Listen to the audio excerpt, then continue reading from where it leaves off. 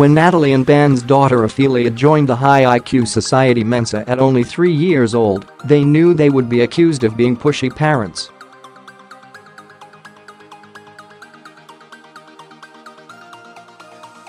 But what is it like to have a naturally gifted child? Really, it was from about 8 months old that we realized how bright she could be, Natalie Morgan tells the BBC's Victoria Derbyshire programme.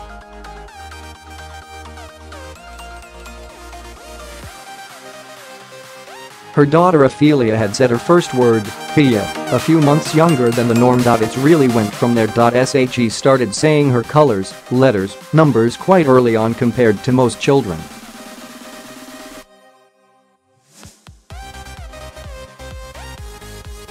By the age of 2, Ophelia, the couple's first child, was able to remember and recite the alphabet. They knew she was above average, having read up online, but it was not until she started at play school that they realized how more advanced she was than her peers.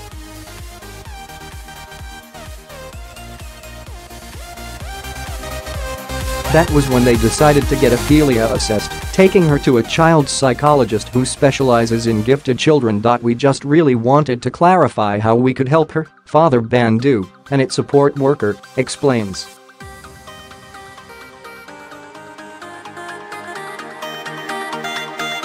We didn't want her to feel she was being pushed, but at the same time we didn't want her to feel understimulated. From there, Ophelia took the Stanford-Binet test used to assess children from the age of 2 on areas such as spatial awareness and verbal and logic skills.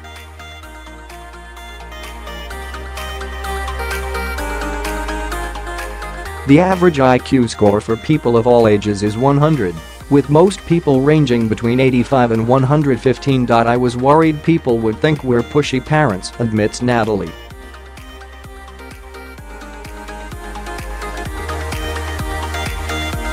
I would be proud of Ophelia, no matter what she did, as long as she's happy and healthy. Lyn Kendall, a psychologist and gifted child consultant for British Mensa, says exceptional children process things quickly, have a good memory, and are more attentive to what is happening around them.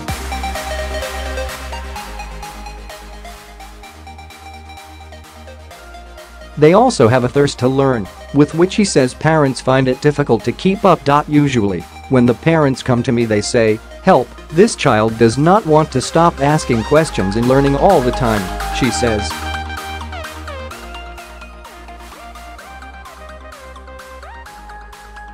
One thing parents find is it's quite isolating.You. You can't talk to other parents about it at the school gates because it sounds boastful.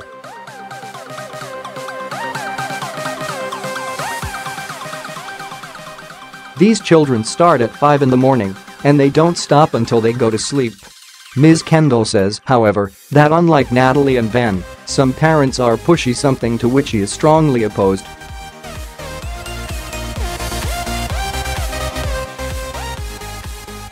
These parents give their children high-energy foods, special juice mixes. Their days are timetabled, she says. I have parents ring me up and say, at 18:30 we have intellectual conversation.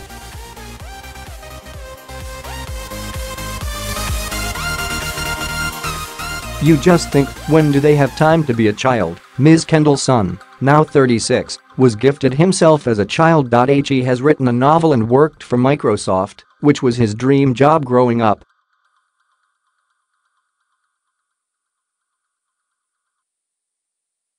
But the psychologist says she always placed a focus on making sure he was well-rounded. Though these children's brains are zipping ahead at lightning speed, their bodies and emotions are still children, and we always have to remember that, she explains.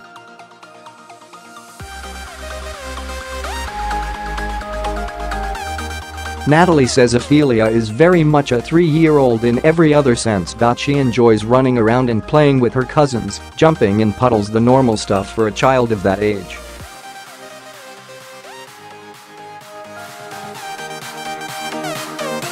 She also just happens to love to learn and try new things. It's like talking to a 19-year-old, Ben says, describing their interactions.